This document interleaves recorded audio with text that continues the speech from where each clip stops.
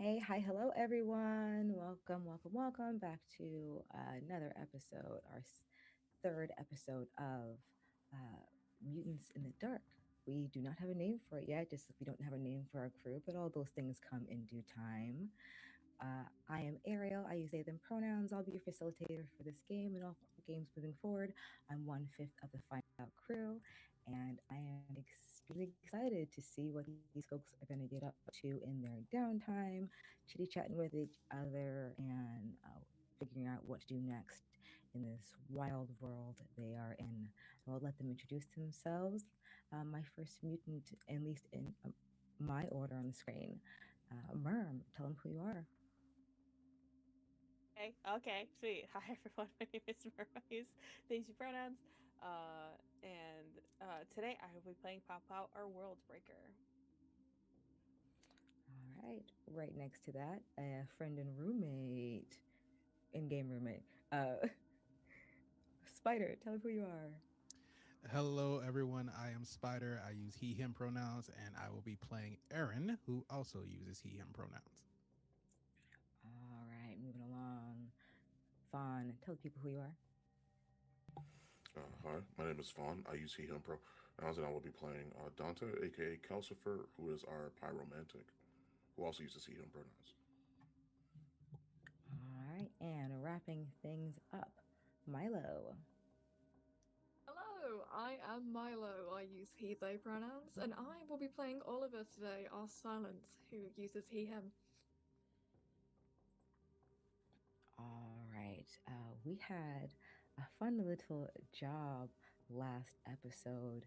Um, our crew decided to take on a job from the activists coming from the community center, given down by a Evelyn Sisk.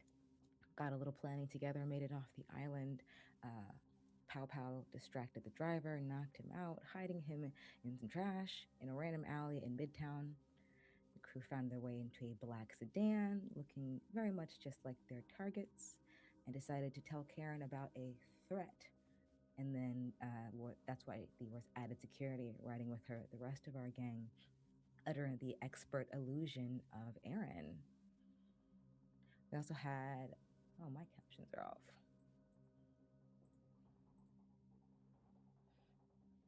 Okay, we're doing all right. There we go. Captions back on. Hidden by the expert illusion of our Aaron, Oliver and Kelsfer got a glimpse inside Karen Mann's planner. Had Ashley Del Campo's name written in various places, various fonts, all over the place. You made your way across the bridge, where some smoke from under the hood of the car caused you to have to pull off the bridge and park near the Queens Bridge Park. After some finagling and a simple question by our youngest member, why, Karen Mountain found herself suddenly ablaze in the back seat. Her screams deafened to anyone who might have heard by Oliver as a crowd of people did start arriving. They ended up blowing whistles, revealing themselves to be members of the Templars, who even in fact recognized Bao Bao, unfortunately. This is before you were all able to escape into a cloud of smoke, make your way to the subway, just barely getting through, and found yourselves back on the ferry on your way home just in time for it to break down yet again. Story of your life living on the island, right? Did leave for some interesting times, but you all managed to make it back home eventually, as you do. The boat's never out there all day, close, but never all day. Uh, and as you make your way back to your various abodes, we're going to look into a bit of what your immediate evening looked like before we roll into downtime. There are some mechanics we need to get through for some vices, for a bit of stress that people have, and a bit of heat that needs to be rolled for a wanted level. So, once again, we'll start in this order. It's just going to be like this all season, so you guys you'll learn where you are. Perfect Pop Out and Aaron, our roomies. How was your time kind of right after this job, getting back to your house, cleaning up.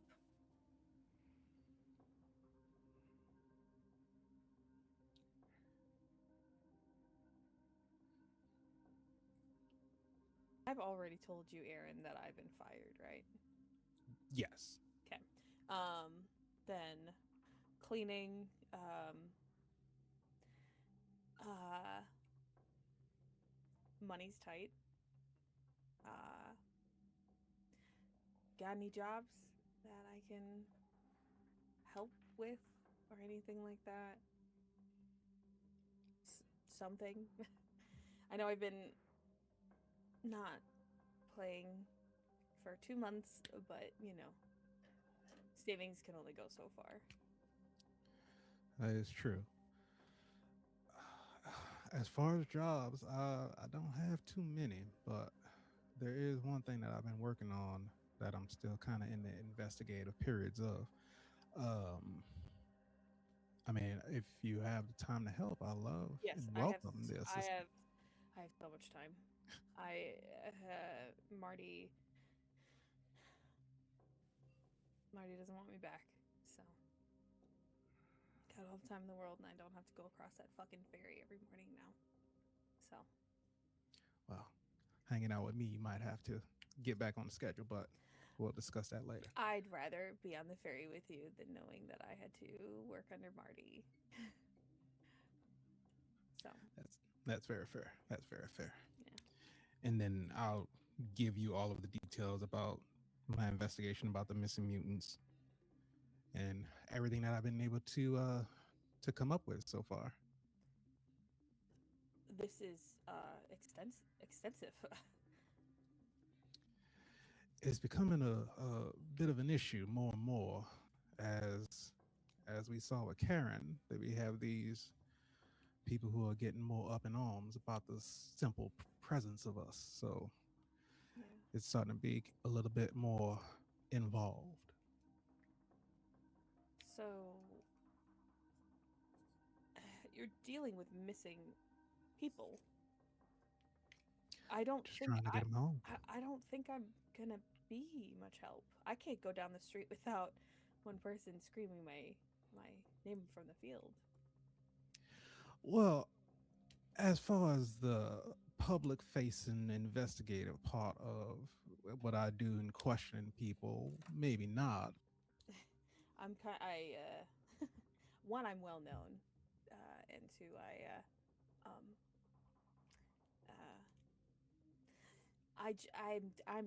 I'm so tall. Yeah, in the most respectful way, you are quite large. But so as far as the investigative part of what I do and questioning people and such, and maybe no, we will not be able to work hand in hand in that regard. But there are times where I have to, maybe slip in the darkness of the night, and maybe I might need some backup because I never know which situation I might get myself into.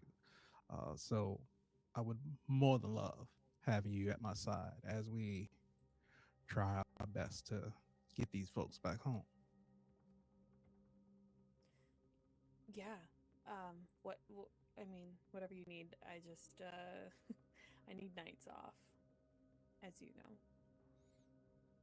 Just Listen, this will not be a full-time thing. If you need to take time off, if you need your nights, then by all means, do what you have to do. I've been off for 2 months, so I'm happy to work days with you. And thank you for this. Absolutely. Don't need. Obviously, we need money, but hopefully, I can get that. Doing my night job. Listen, we've been through so much shit. We'll figure this out too. Yeah. Thank you. Everybody, not everybody, a lot of people talk shit about you, because you're not the most trustworthy for other people, but I'm grateful to have you in my corner. I mean, we have to stick together and if others don't think they can trust me, then that's less people that I have coming to me looking for something. So That is true. That is true. but as this has been an absolute trying day for both of us, I think that I am going to retire and try to get some rest. Yeah. I'm gonna quickly do my PT before I go to bed. Yeah, you do that. You do that. We want you to. We were on that ferry all night. I remember that from last session.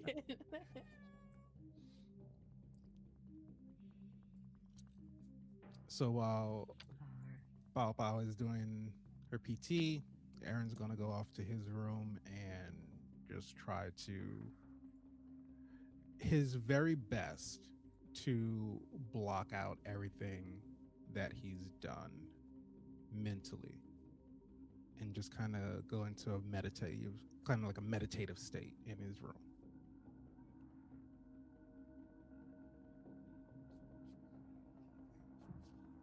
you used to this, or is it something you've had to start doing more recently? This is something that he's done since his young adult life, ever since he left home and made his way up to New York, and he found himself amongst the people and pretending or projecting an illusion of himself as to not be seen or perceived as a mutant when he's trying to be out in public. This is before, Papa, and he had a place to stay and everything. He found that meditating was a way for him to be able to focus more on holding his abilities as opposed to letting the projection of himself take away from who he is and bring him back to his childhood and the traumatic things that happened to him back then.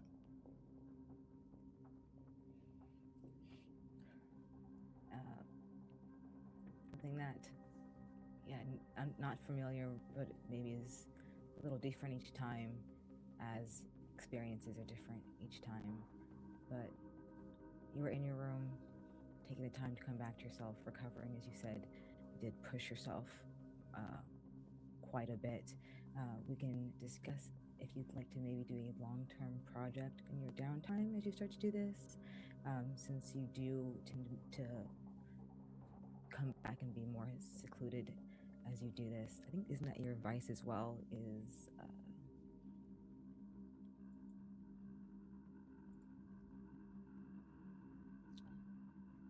what is your advice? My advice is look for the list. I had it written down.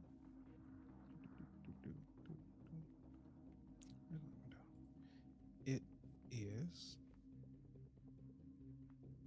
I think my advice is just doing me. Just off on his own. Yes, those meditative moments for yourself, which can clear your stress. Did you actually? How much stress did you receive? I received 2 stress on the last mission. This is a mechanic of the game. You can let that build up if you'd like. It's not too high on your count yet, or if you'd like to take this time to indulge in your vice during downtime. Recover at the clinic if you have any harm or any long-term projects, things like that. Or this can just be you taking your normal day out. How do you feel? What do you want to do? Because you can do up to 2 during your downtime. So the recover is only for reducing harm? Yes. Okay, so I don't have any harm.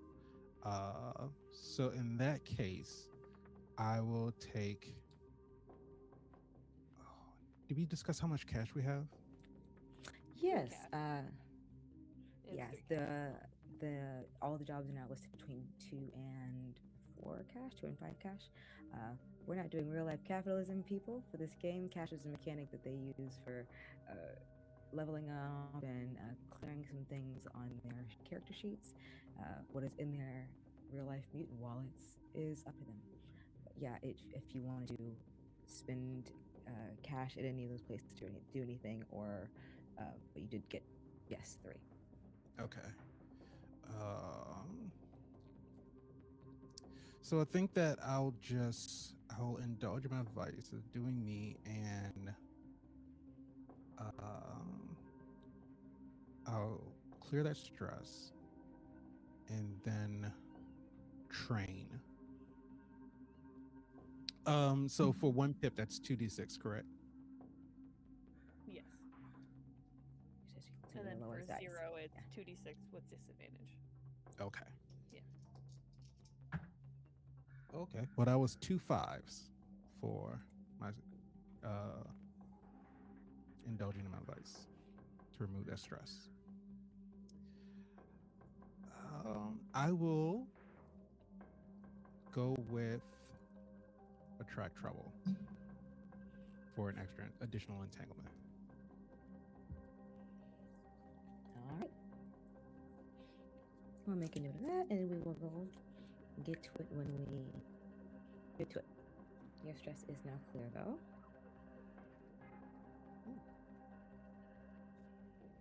Yeah, this wasn't off for naught, right? Right.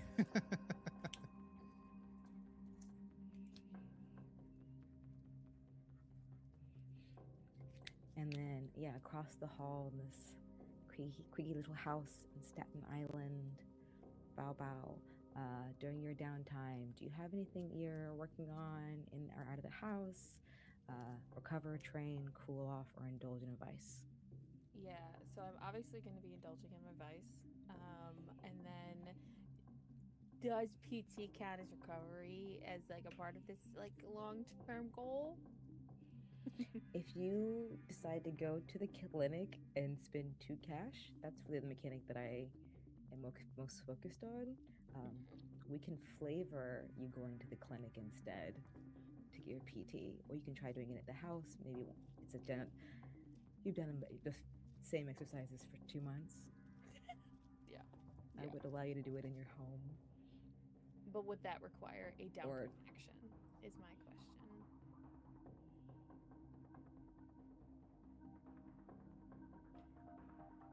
Because this is like a pretty big mechanic just for me. Yeah. So I'm down. Okay, so for here's how I'll do this, because I just came up with it and I like it. I will count it as a downtime action. However, since you don't have any harm, do you? I do You not. weren't injured during. I got hella stress, but I do not have any harm. Here's what I'll say. If you have like a harm in your knee, and you've been going to this like human trainer on the island for so long, pushing yourself, if you would like to go to the clinic, I will, and spend the 2 cash, I will allow your clinic doctor and you to have a fun little interaction where you realize sometimes your own people are better medical providers for you than someone who does not look like you or understand what your plight is. You do that. You are going to do that? Funsies. Yes. Yes, I would like to do that. Got 1 cash. And I roll for my vice now, right? Yes, enroll in your vice. And roll to indulge in your vice. Those are the Yes. words. Yes. So I am indulging in my need to fight people so that I don't hurt people when I am out and about. I have a very controlled space where I'm fully conscious. I just lost a dice. That's fun. Where I can fully be conscious of what I'm doing, and I'm not just kind of in the heat of the moment. So very calculated. Fight Club. So it would be a 5 and a 3. But because I overindulged,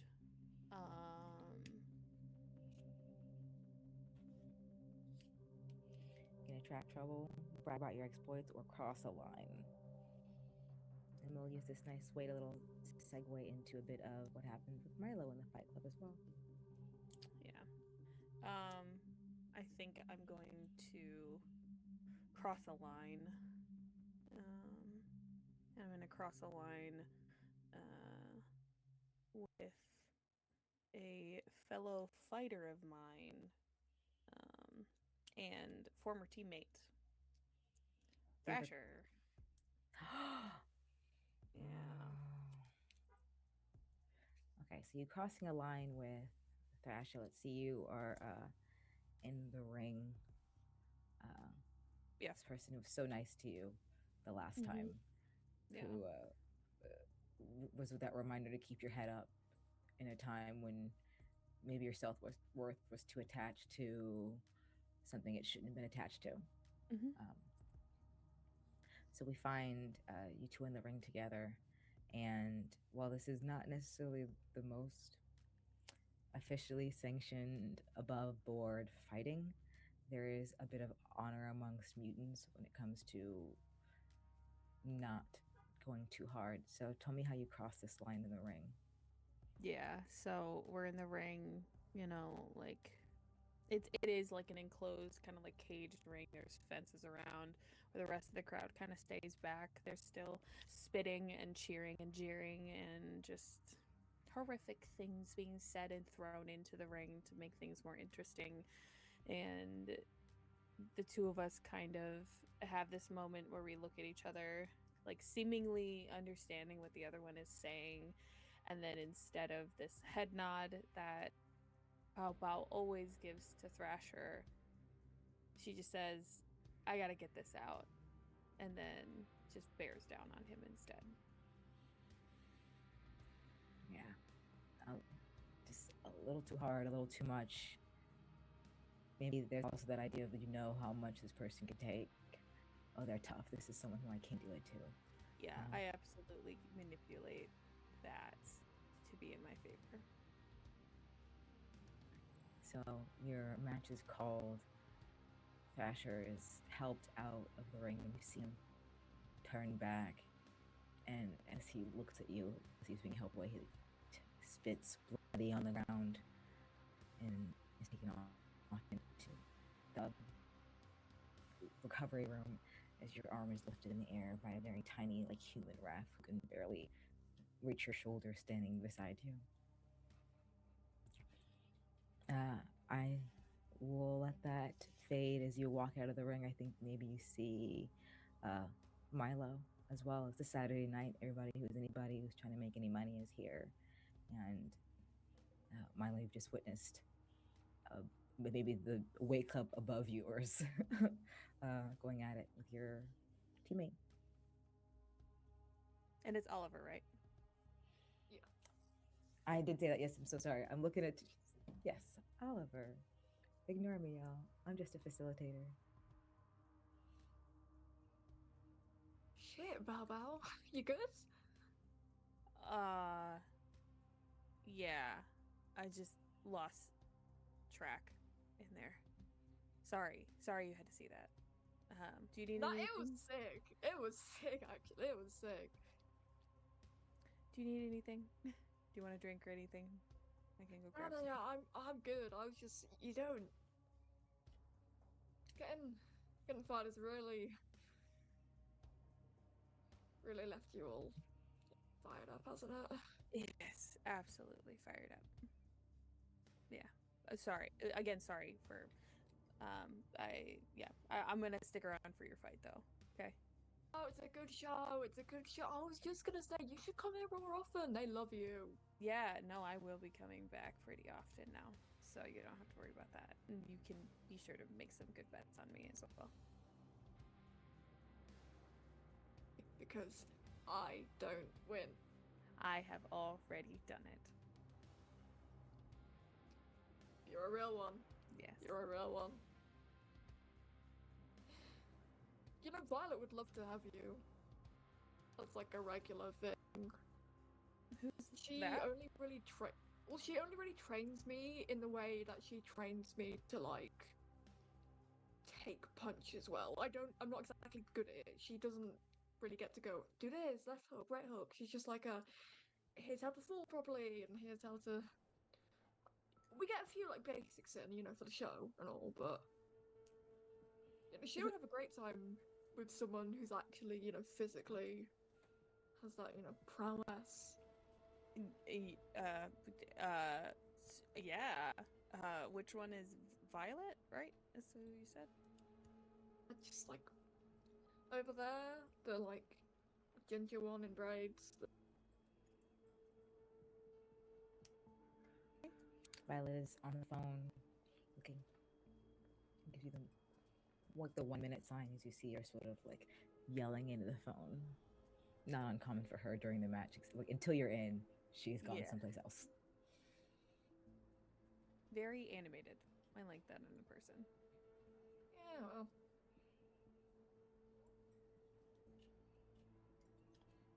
Drink? Do you want it before or after your fight? You do it now. Alright, and then I head off to get your drink. Make it a double. I thought you meant like water or a smoothie. So this is fine. That's just me. All right, yeah. I was like, oh yes, health recovery drink. Being such a nice teammate. All right. As your double, she goes up to get you a double. As you step up, it is your turn coming to the ring. You are also one indulging in your vices, getting into a bit of trouble, making a bit of money. So, go ahead and give me the roll, the funky way this time, and then the right way next time. So the funky ways with 2 dice, and I'm picking the highest one. Okay. That is a... Oh, come on! My stress is 3 and I got a 4. Ooh, everyone's I got a 3 and a 4. Can we please do it the non-spicy one? No, it's okay. I overindulged. This is an interesting... It's also just little indulgences. Tell me about whether or not you want to attract some trouble. Brag about your exploits, get some heat, alter your entanglements, or cross a line. I'm gonna brag about my exploits. Like, I probably had like a good fight, and then like I get back in like the recovery room or the changing room, and I'm just like saying to so many of the people there, like, yeah, I'm tough shit. By the way, like, I killed a woman, kind of.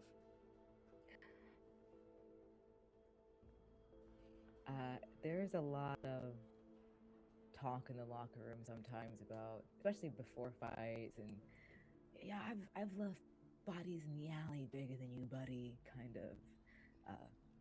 But I don't think it's maybe something that people have heard from you. So we will add 2 to your exploits because while there are mutants here, there are also some human fighters. So word will get around a bit about, you heard about that lady just died, and that guy said he killed somebody. I don't know. It's just a rumor. It's just a rumor. But we will handle the heat mechanic until then. Would you like to just do an indulge, or do you want another activity during your downtime? Downtime. You can do Oh, 2 if you'd love project. to. Yeah. What would you like your long-term project to be? I've got an idea for a long-term project. So this sort of like underground place, it's full of, you know, degenerate gamblers, people who love a little casino, which Oliver also does like to go to. And so they know a lot of good little casino-y places and where the good money is.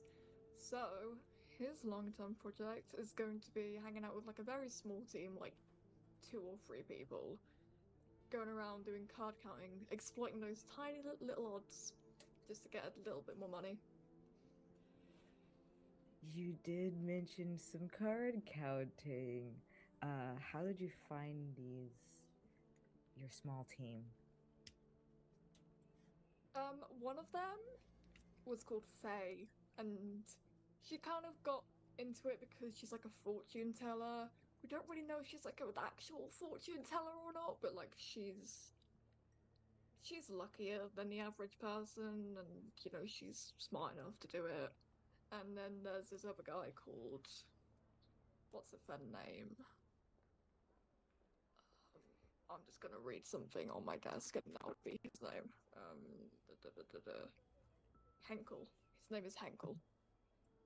So we'll say 1 out of your 6 of your thingies is, as you start this like underground card counting scheme. Good for Oh, you. Good for me. Okay. And then let's finish this up in our downtime. Dante, what you doing? So, Dante, as all teenagers have, has a boundless amount of energy. So instead of being in his room, he is on top of the roof of his house with a cigarette, headphones on, and making sure that the moonlight is shining as clearly as possible on him as he takes a long drag and looks at his phone. Nobody can see him, but he's like, "Damn, I'm cool," and he's like scrolling through his phone and everything of the sort. Um, and he's actually looking up. I had mentioned it in the chat before, but Dante is always doing him in his free time, and I wanted to try. And he's looking for an opportunity to try and attract some more trouble. He's a teenager, so he feels like he's on top of the world, especially after a big hit like that. So I wanted to roll for an additional entanglement, but he's also looking for any other information that he can find on Ashley Del Campo. Actually, is what he's looking for. He's trying to see if he can find like a schedule or anything it is that she talks about, to see if he could actually find a way of making contact with her as well. So, Okay, here's how we'll do this. okay. We can make Ashley Del Campo a long-term project for you. Mm-hmm. I can tell you that that's probably easy enough. We'll make that 3 pieces of information in this little circle that I'm gonna draw. Okay. For like looking at and researching information on her. Not too difficult to find. So for this one roll, your trait to see, pick a trait. Which would best be associated with it. Are you trying to do like stand-up means just going out and going to the library or whatever, or checking out newspapers? Mostly just like online tidbits of information, right? So she's a political candidate. That means that she's probably doing a lot of campaigning at this point in time. So he's kind of looking at interviews, reading up on stuff, doing what it is he can to try and find something for it. So, Give me a study roll, please. okay, he's got a 0 in study, of course. So Happens. He's a teenager. You keep saying. of course, yeah, literally. Let's see, 2 and then take the lowest. That's crazy because I got a 6 and a 1. So the 1 is the one it is that I get. So yeah. All right. So you have 1 of those little thingies filled out of the 3. You can find mostly some surface level stuff of her, especially if you're looking online first. Easy to find, but it's all like social media account for her campaign, her website, looking for places where you can go and donate online, a schedule of her events, the basics of like what a political figure and what a public figure might present online, so that their fans and everyone else who's following them might have an easy way of finding them. She's not hiding by any means.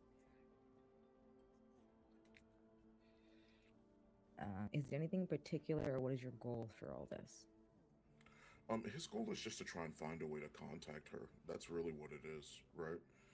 And if anything, he was definitely going to ask Miss Sisk or Evelyn if she knew anything about it, if she had any contacts or anything of the sort, to see if they can essentially see if they can talk something out. So if they could try and find, because it's still bothering him a bit that he found her name everywhere in her book. So he wants to make sure that he gets this information to a trusted adult as fast as possible, and that would have to be Miss Sisk. So yes, Evelyn Sisk, trusted member of the political activist, trusted adult, the one who gave you the package with information, the dossier on Karen Man to begin with, which is where you found the information. It all adds up. Is there anything else you'd like to do? You can do up to 2 things in your free time. If you want to just actively roll for your, I mean, you could roll to take your stress away, but you may succeed and not. Do you want to just do something to get entangled? I don't know how you're feeling about that. Once again, teenager shit. So he's on top of the world. I don't even think. I think realistically, I don't think Calcifer gives enough of a damn. I think he's like he's pushing that off to the side, right? He can smoke his grass clippings later and worry about it at a different time, right? So he's going to focus on getting entangled with somebody it is that he might know maybe one of the bigs at the community center or whatever the case may be. So he's more concerned about any of that than him dealing with the current emotional stress that he has right Okay, here's how I will say that we can work this in just a little narrative fashion in a way that I also think works very well for who you are as a person. Uh, you, in general, you spend time in the community center. You're with Roman a lot.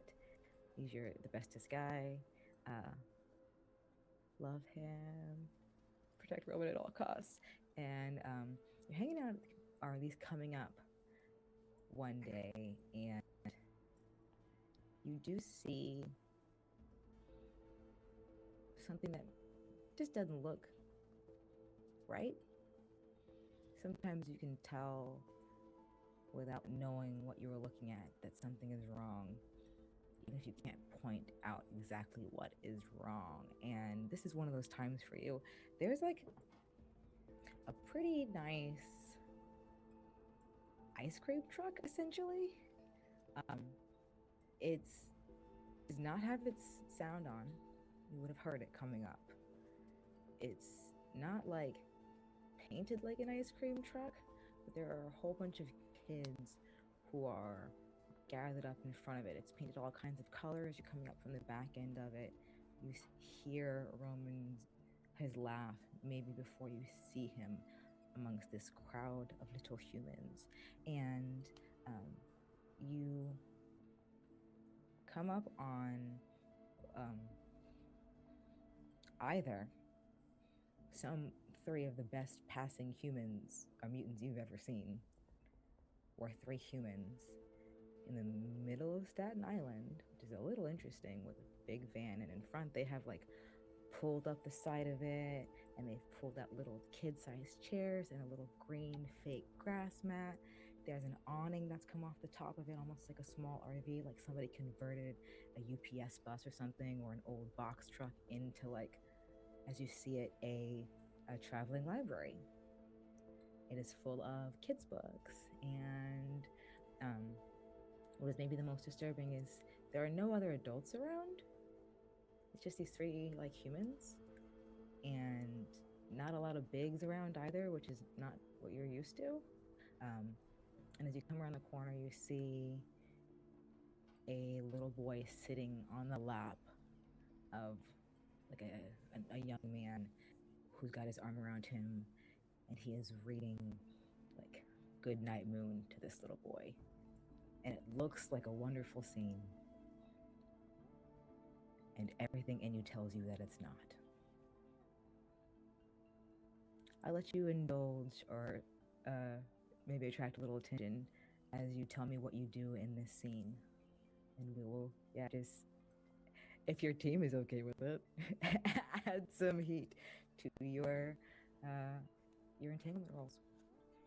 So I think the most important part about Calcifer is that he cares more than he lets on. Once again, whatever teenager it is that you know, it's pretty much like that, right? It's he cares more than he lets on. So the human kids don't bother him as much as two things. One, the upkeep of the ice cream truck, and two, Roman being in a crowd of human kids is also what's making him extremely uncomfortable, right? There are no human kids. It's all mutant kids and three It's all mutant kids. human Oh, adults. that's even worse. Okay, yeah. So for him, that's even worse. Right. Okay. So he's watching, but he's watching from like the shadows, and you see,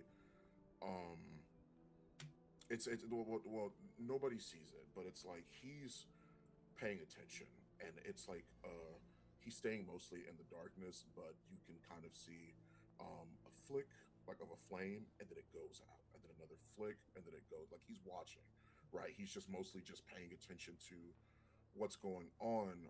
But it's when Roman steps up next that he's like, okay, and then he like steps out of the shadows and everything of the sort, and he's like, good evening, gentlemen, can we help you? So yeah, what you're seeing, Elias, is things are starting to kind of wrap up. They're putting books away, and all the kids start to line up as they reach into the box truck and pull out like a box of little homemade packaged cookies that just have that little plastic cellophane on them. And each kid steps up and gets a cookie. Steps up, gets a cookie. And then like goes off into whatever else. And as Roman steps up, cookie, right on, cookie. He hears you. Immediately. Yeah. Immediately. He steps in and places his hand on his back. He's like, "Hey man, so you got a snack or something? This is these interesting gentlemen are giving you." Dante looks up. He says, "Hey, can my big have a cookie too? He wasn't here for story time, but he loves cookies. Don't you love cookies?"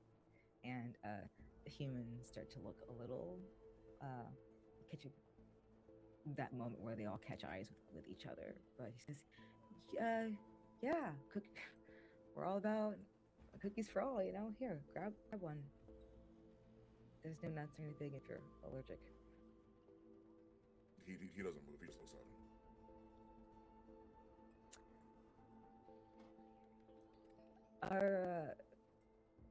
No, I didn't make them. I'm just here to get into the kids.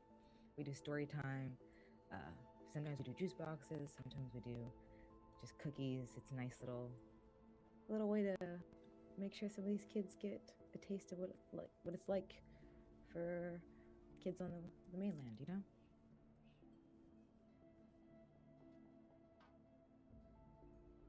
We're just handing out cookies, man. Nothing wrong with. And we got books. Take donations from folks out in the city, and take the ferry over. He's like, his hand's still on Roman's back, but now it's to the point to where it's like his hand curls on the fabric of his shirt, and he's pulling back a bit, right, on Roman. He doesn't look down at Roman, but his body language is telling a lot right now as he's still keeping an eye on them, essentially. The protective sort of parental scoop behind.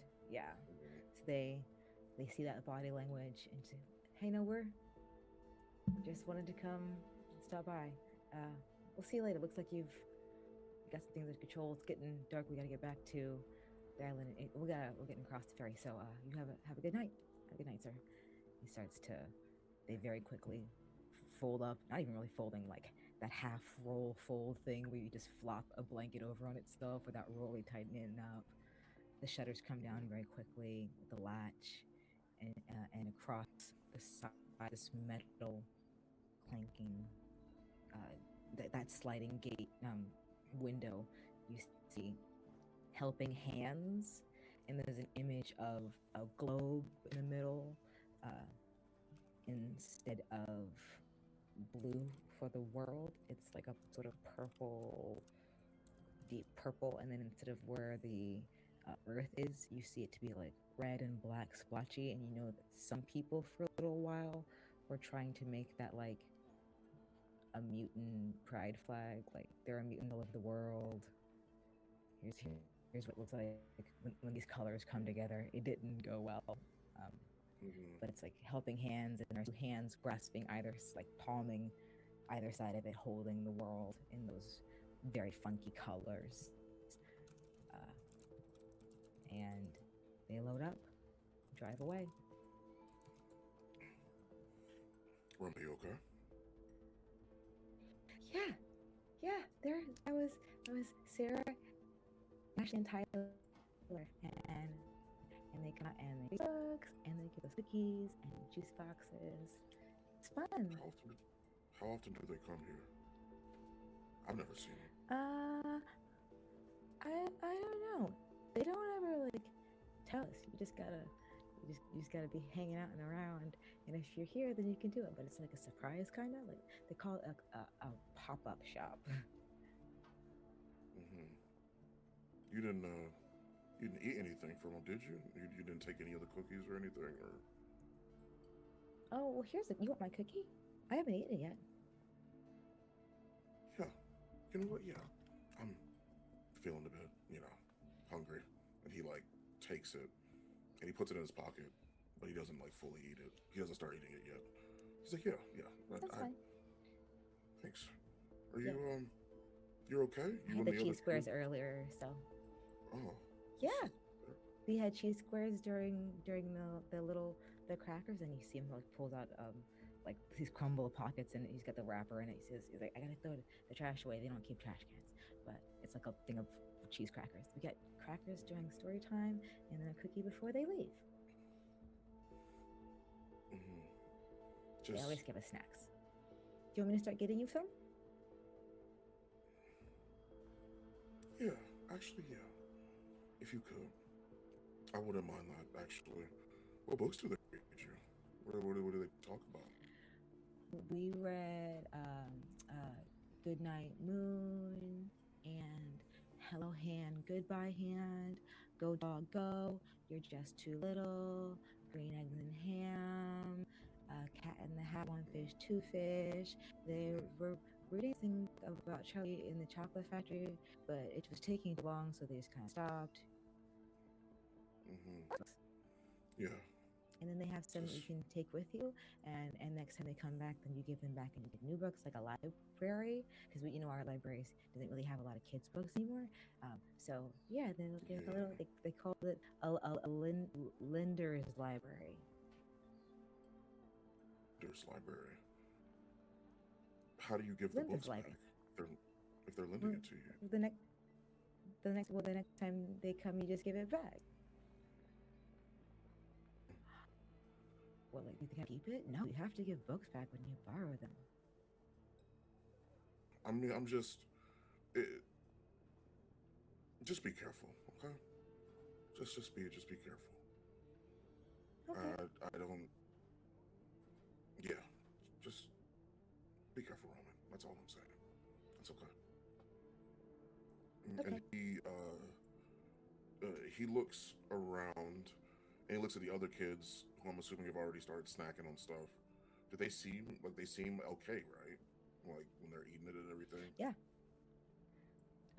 They're fine. They're like trading bites with each other, and one kid came up and just straight switched because they got like a chocolate one. They wanted no raisin one, so just basic cookies. No one looks any worse for the wear. Okay.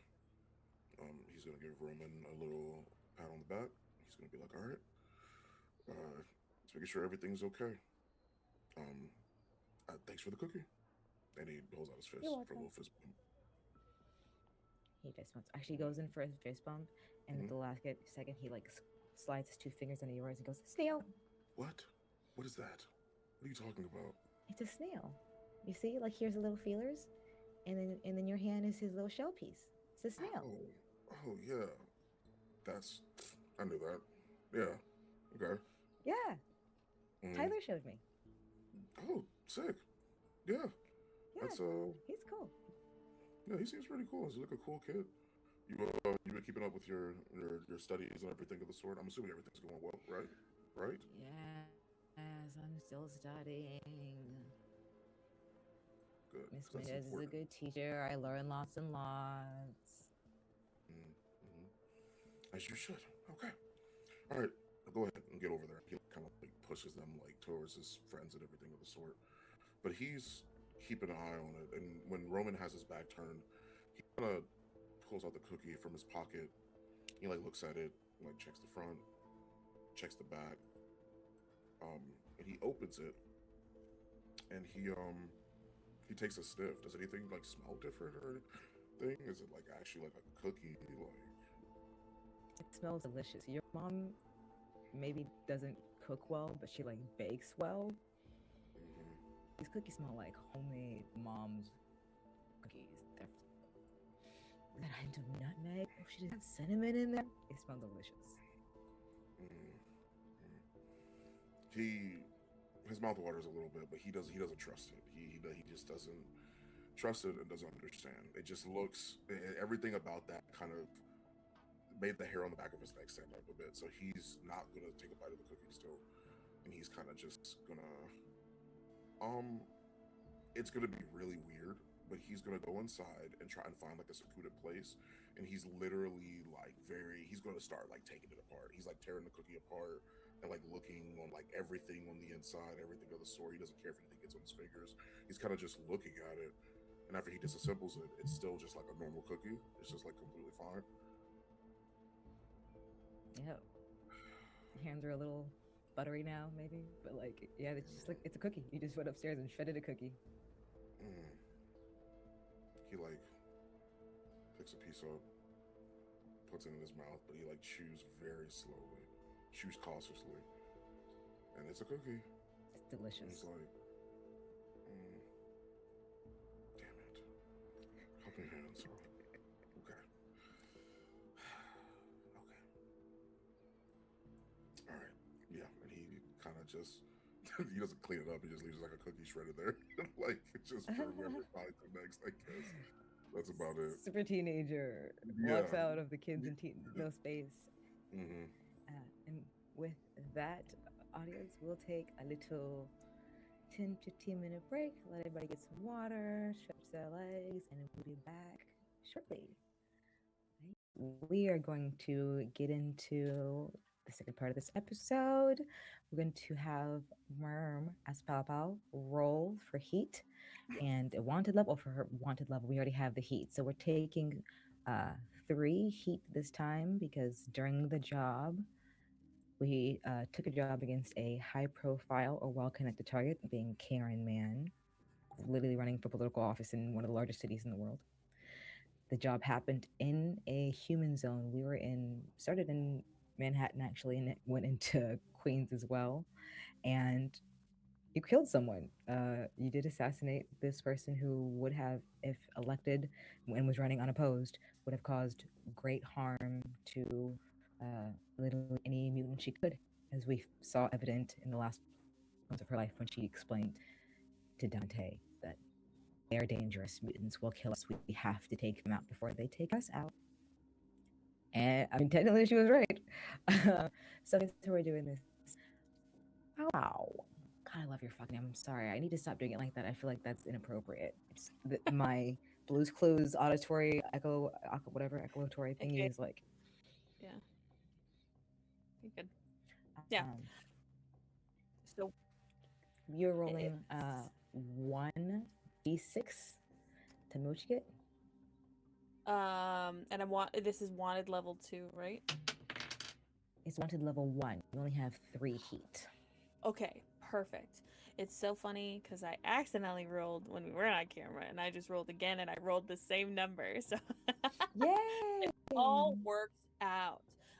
So I rolled a 3. So word spreads of EMP activity. Take a -1 dice on the next engagement roll. Okay, we'll hit that engagement roll as we start our next episode.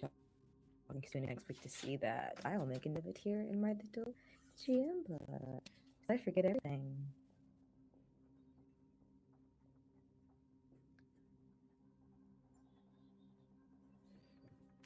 Okay, so yes, there's which also really makes sense because you were in sight of a whole bunch of people when the amazing smoke cleared, the smoke trick. There was a woman who was emblazoned. Everything about this scene that you left behind smells of mutant activity. So word is spread about your EMP activity, and we'll handle that as we move into next week's gameplay. For right now, we are going to start setting up for our next little bit. I'd like to come back to Dante, who is, I'm assuming, been checking on Roman like every day, checking in with the littles on a regular basis, because who were these 3 people who came by? Sarah, Ashley, and Tyler, these individuals who are hanging out with your little.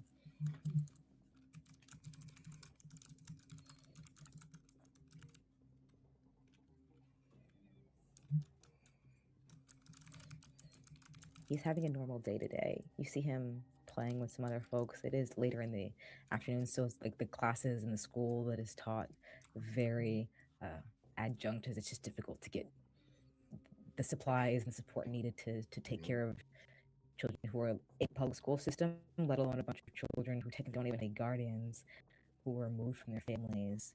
What most of the bigs and littles are composed of. At 10 years old, blood test is taken. mutants are removed and placed in this safe zone. They have banded together. It's not a space that you're unfamiliar with. You were a little who was fortunately adopted by your mother and father as you got here. In whatever that home looks like, at least it is a home. This space has become a home for these kids. What you see is a lot of like makeshift spaces. There are makeshift rooms that are a whole bunch of like PVC pipes that are in squares together from pieces that they've sort of tried to cut at the right size.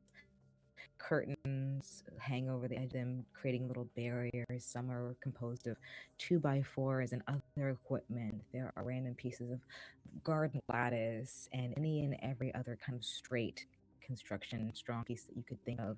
And what they've essentially made is a homey sort of encampment of children in space. Every room has got a big and a little assigned to it. They sort of look out for each other, check in with each other, and then everyone helps with chores to make sure the community stays afloat. You're seeing that today that chores have all done. A lot of the littles are outside playing in the sun. Some of the bigs are still inside handling a little bit more of the adult responsibilities. Yeah. So, like, Dante is going around doing his usual stuff. Roman obviously noticing that Dante's checking in on him more than just how he usually would.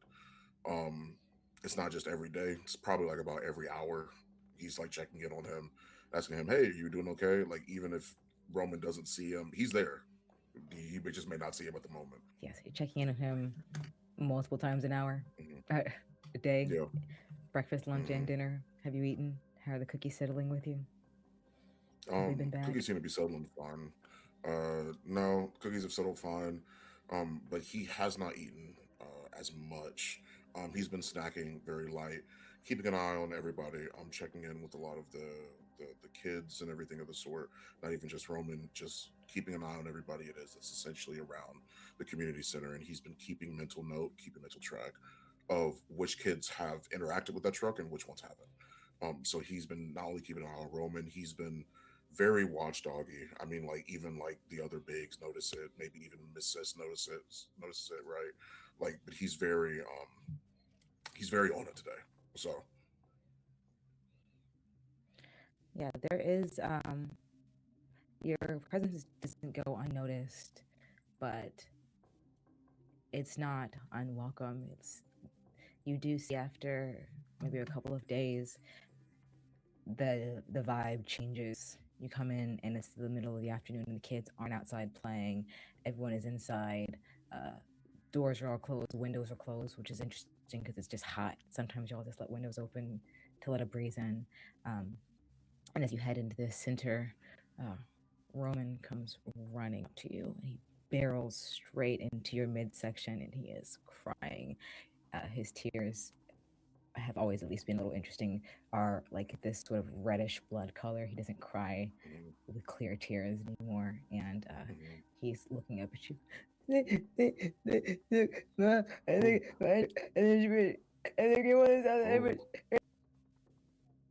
wait, hold on, Roman. Hold on, Roman. He's wiping the tears out of his face and everything. He's like protectively cradling his face, also looking around at the other kids and understands that like something is very, very wrong. And he's like, remember, I need you to breathe, and I need you to tell me exactly what's going on. What happened? What happened?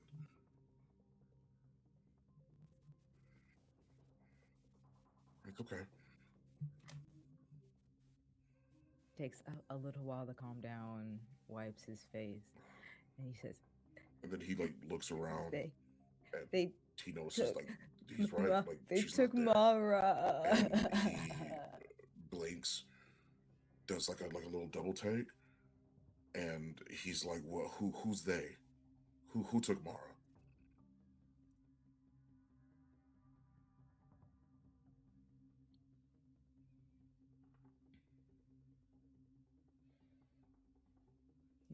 They won't tell us, we don't know. They didn't say anything. They just said we're not allowed outside till she comes back. They don't know where she is. It's okay. It's all right. And he's gonna keep Whole time he's been wiping his tears away, everything of the sort, and he like sees like a part of his shirt that he still got, and he rips off a piece of it and is like, "Here, you can dry it with this. Don't even worry about it. Just keep that close if you need it, okay?" And he gives it to Roman, and he's like, I'm gonna figure out what's going on." And he looks for Miss Sisk. Okay. So Mrs. isn't here. She just spent most of her time at the community center. At least this area is a little off to the side. But you do, Yeah. if you head on to the back, you see a lot of, as you continue moving through the space, a lot of littles are crying. You can start to pick that up. A lot of bigs are comforting littles in small groups, trying to talk things out. But for the most part, a lot of the people who are like calling shots or at least in charge are in like a back area. It's a big communal, like a kitchen space, sitting at the table. And you come across a group of like 4 people led by Emma Dawson, who, to be like the head right now. She's one of the oldest bigs. She's technically like 19, but is staying on until another big is able to take over. Okay. So they're the same age. Gotcha. Okay. Yeah. This is someone who you've known for as long as you've been here. So yeah, 10, 11 years.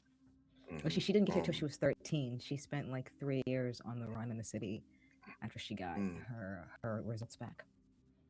Yeah. Dante is it's a soft spot for him, right? It kind of is a bit of a callback to the way how it was that he was raised, and he remembers not only where come from or why were things like this, and the crying of the littles has caused him to not only tense in a like ocean way, but his powers are leaking out. His hair are on fire currently. You see the embers kind of flaking off as he's walking, and his expression has grown more serious. And when he sees Emma, he's like, "Emma, what is going on? What is happening?" She stands up and like walks over to you. She's a little cautious at first, but she does something that maybe you're used to. She like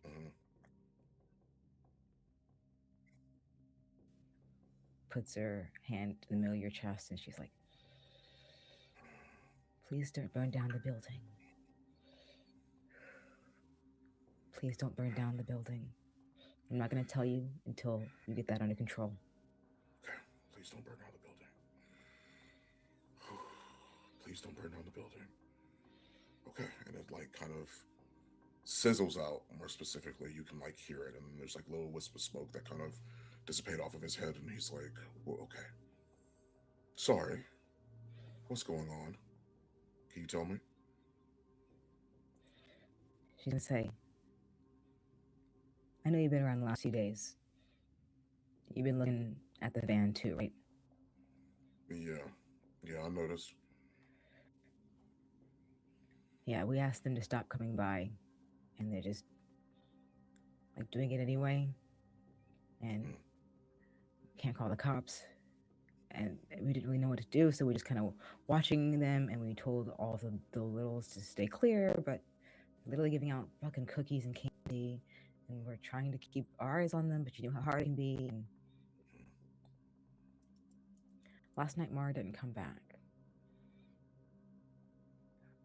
Her big Cindy was on cleanup duty in the mess hall, and she said she was gonna go back to her room. She got back to her room an hour later. Mara wasn't there. We started looking, and no one can find her. So we don't like know anything, but it just feels like it's felt before, you know.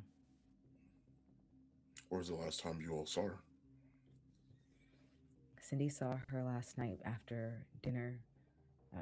She stayed behind to like clean up in the kitchen. And Cindy just said she was going to go to bed. She was tired.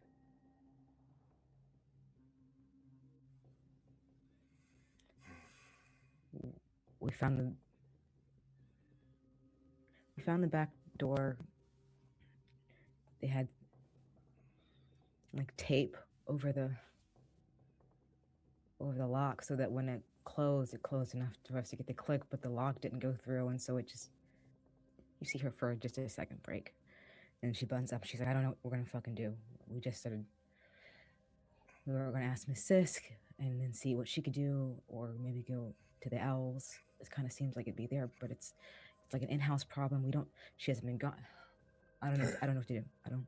hey, hey. And he's going to, the hand that is on his chest, he is going to wrap his hands around it. He's going to look at her and he's going to say, I'll fix it. I can get some people to help. I'll fix it. I can fix it. She's 11, man. She's 11. I know.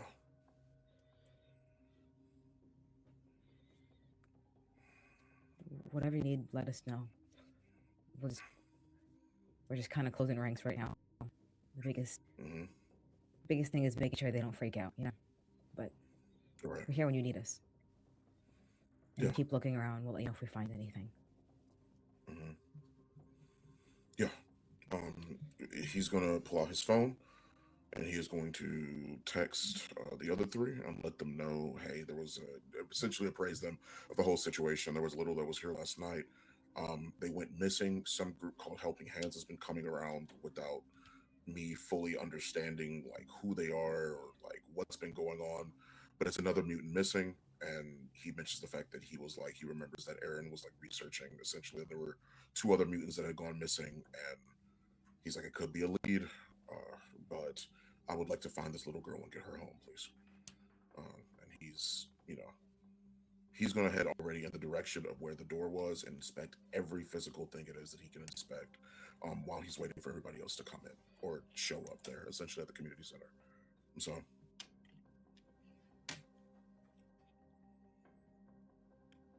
Yeah, we can head on over to that section, and then if you'd like to do some investigation of the area, you can give me a study roll. okay. Once again, a 0. Let's see how this works, right? Okay. Ooh, okay. I got a 6, and the lower number was a 5, actually. So, Hey, partial success. Oh, sorry. It was a 4, actually. I misread it for a second. Lower number was a 4, but I got a 6 and a 4. So, still partial success. So we're in the same boat. Okay. So there'll be a little bit of consequences for this, but we see that as you're investigating the area, there is the tape is still there. As you kind of left, she hasn't touched it. They just noticed it and we're kind of like, I don't know what to do, but they always say like, don't touch the thing or whatever, right? So there's still tape in the area. There doesn't look to have been any forced entry. You can see outside what looks to be like not undisturbed grass, because it's undisturbed ground, because it's something that people walk on all the time, but there's not any like drag marks. It's just regular footprints, and so nothing that would indicate foul play necessarily. Kind of implies she came out here willingly, like somebody could have lured her out here or something of the sort.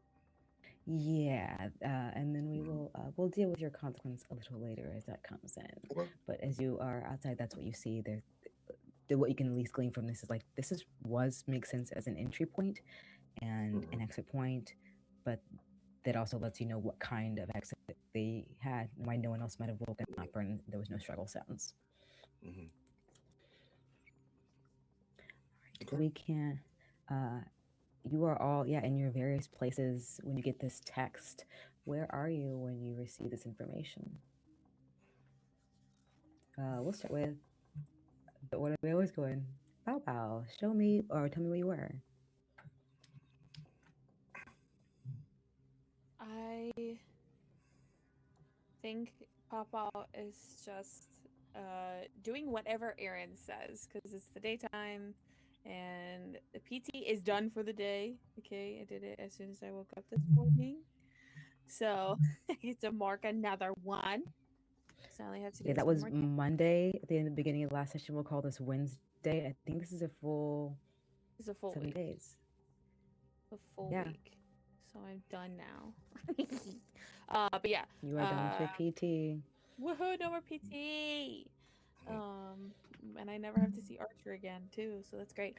But I think I'm just in a non in a non like bad way. I'm just a mule for Aaron at this point, for whatever he needs me to do for all the folks that we're looking for. Aaron, are you back in Queens? Like, I put you in Brooklyn or Queens last time. I think I put you in It was Brooklyn. with Yeah. in the hotbed city, which is where a majority of like what you know to be the Templar activity has a heavy presence. You were looking for Sarah and Alan, had gotten a chance to stop by the Starlight Diner, talk to the waitress there, have some bland ass, disgusting rhubarb pie, and heard that, yeah, there was a gentleman, Rex, who sort of patrols this area every evening.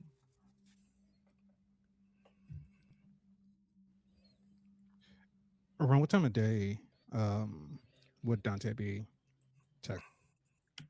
It's probably like about, I would say it's probably like about the afternoon. Like he's been on pretty high alert recently. So I would say that he probably gets there earlier. It might be like 1 o'clock, 2 o'clock, probably. Okay. I think after everything that happened with the Karen Man job, Aaron wouldn't be as quick to go back into Brooklyn and sneak around just to kind of try to let some of the heat down because he knows how like just what a big deal killing a politician is. So I think he's probably doing some legwork around Staten Island, just trying to get any more details about if anybody knows of Rex or heard of him, and just kind of maybe get an idea of where he's been seen, if anybody knows any more details about him. Yeah, are you asking specific contact you have, or Oh, a particular organization?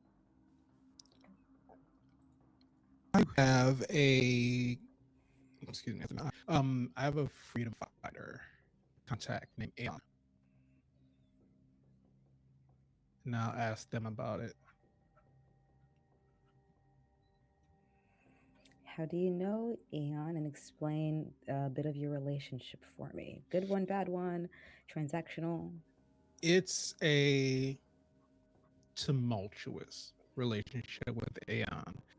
When Aaron first started working with the Owls, um, Aeon has kind of been been more on the radical side, more willing to go in and just kind of cause cause what's the word I'm looking for? Cause commotions, basically for any humans that are prejudiced or biased against mutants. Aeon is the type of person who wants to go in and like take them all out. The fewer there are of them, the less that we have to worry about under that mentality. And while Aaron will agree with Aeon up to a certain point, Aaron isn't as bloodthirsty as Aeon is, and so they kind of butt heads a lot when it comes to that sort of final conclusion as to how to resolve things. Yeah, maybe agreeing on the situation needing to be improved, disagreeing on the methods for how the situation should be improved. Yes. Yeah, you can go talk to him a little bit and see if he's got some information on Rex. Just for my last little bit of information, the last time you had a chat with this person, did it end well or poorly? Oh, it ended poorly. Okay. So as you come in, maybe find him in the local dive bar. He's in there shooting pool as usual. He sees you and as you make eye contact, he yells to the bartender, "Bitch, give me another." It's and he points to you as you walk in. And I nod to make it 2.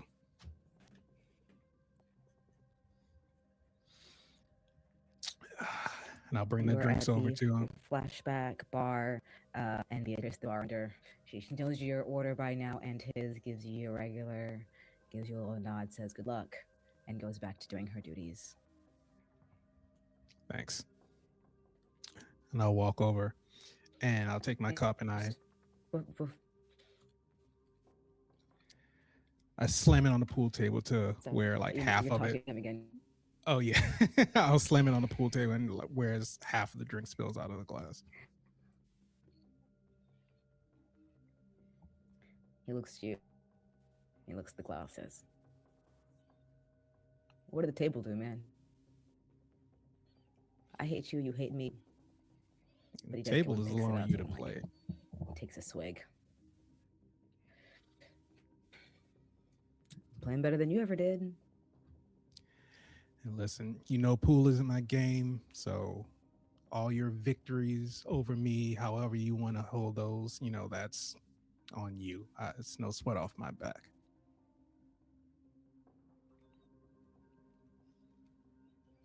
Hey, I'll tell you what I can get. Yeah, it's like that's really all we can do. Come to say hi, buy me a drink, chit chat, talk about the weather. Ask, yeah. Listen, I don't want to be here any longer than I need to be, especially talking to you.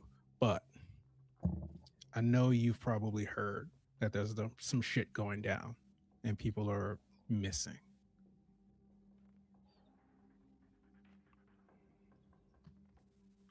Shit's going down everywhere.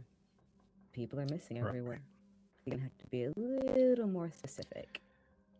I was up in Brooklyn the other day. Went to this place called the Starlight Diner. You ever heard of it? Yeah, I know a little about that place. I know a little about the area. What were you up there? So my leads, I was looking for a couple. They went to visit some of their old friends that they had in the area, but they didn't come back.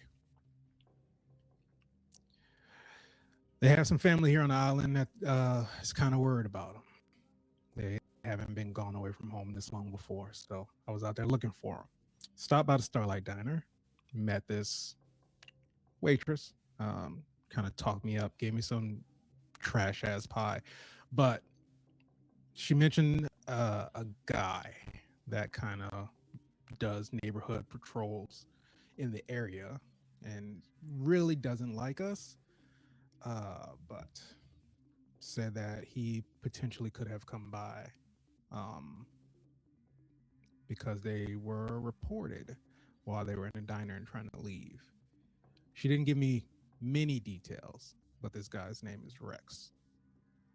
So, since I know that you are a very well-connected person, as much as it pains me, I was coming to see if you may have happened to have heard anything about this Rex individual.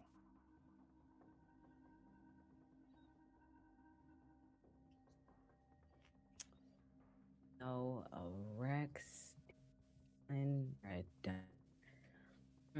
Listen, I know it's not a lot to go on, all right?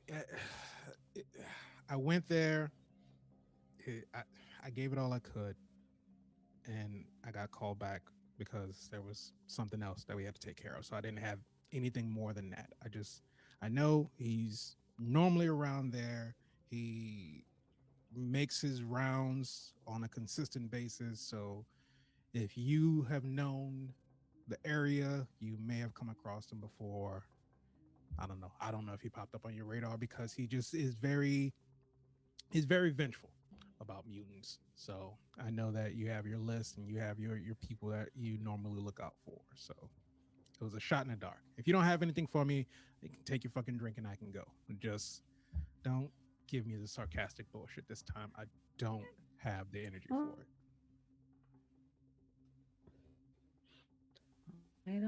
All right. Just a question. Just a question. You got a question. I got a question, and then we can get some answers. Your question: do I know anything about this rap? My question is, what happened for me lately? Besides half my Listen, drink, I I count paid for my the pool drink, table. so technically I'm wasting my own money. You spilled it on the bar, man. On the it's not the table. What did people ever do to you? Here, this is my table. You know this is my table. I hate stains on it. Yeah. Yeah. Look, maybe I know about Rex and about his patrols and about some missing people. And maybe I'm also looking for a little something for myself. What are you looking for, Aeon?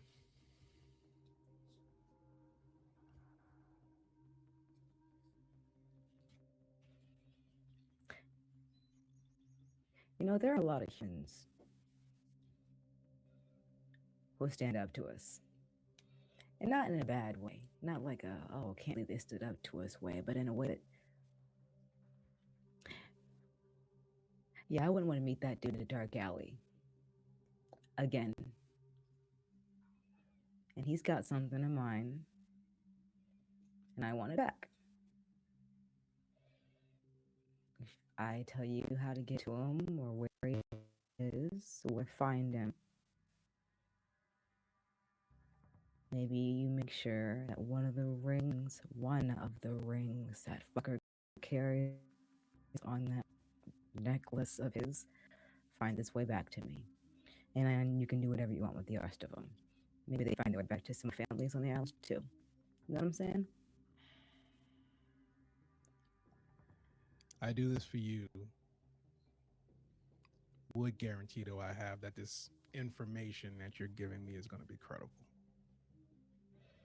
Absolutely none. Zero. That's the business we're in. No fucking promises.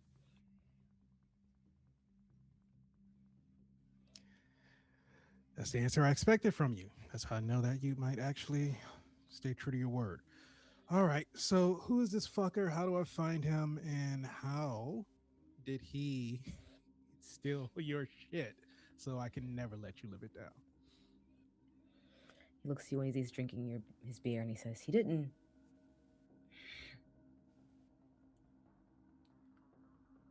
So, even if you think so, I'm not the cruelest motherfucker in the world. I like people. I like dates. I like taking my guy out every once in a while. And he got passes to some uppity orchestra theater show, won some tickets, included mutant passes, made me get up dressed all nice. He's chatting my ear off the whole time about this performer and how I always wanted to see him for the show. I may or may not have fallen asleep, blah, blah, blah, blah, blah. Maybe yell a little bit. And maybe that fucker caught me when I wasn't paying attention. And maybe when the person you love has got a gun to your head, and the guy's saying, give me what you got, you decide ring is less important than the one who gave it to you. But then maybe it sits with you. Maybe it festers. And maybe you hear about some other shit he did, and about some other rings he's got, and about some people who didn't back down, who kept their in-law something way more important. He likes to go out after 9 p.m. He says he's got the authority to check passes. He doesn't. Just another little Templar fuck. A couple blocks west of the diner, there's a pool hall. Matty Marks. It's like a little haven for those folks. So don't go in there thinking whatever little puff of smoke game you got, it's going to do the job. Whatever they got going on there, it's more than just neighborhood patrols. You know what I'm saying? Yeah.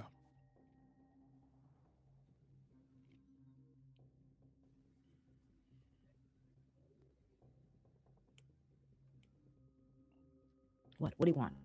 I got a heart too. Sure as I got a funny way of showing it.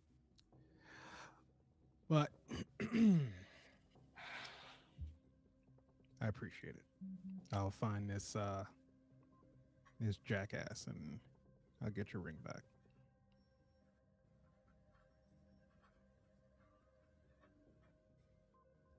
All the rings, man. All. I will find this jackass and get all the rings back.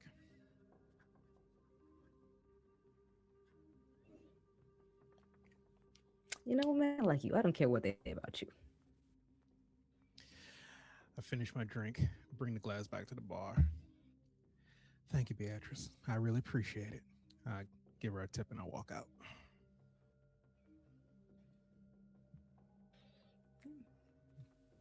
You're on your way out of Beatrix in the flashback bar with a bit of information about Maddie Marks bar in Pool Hall. You might have heard about as well from Beatrice. It's a few blocks from Starlight Diner.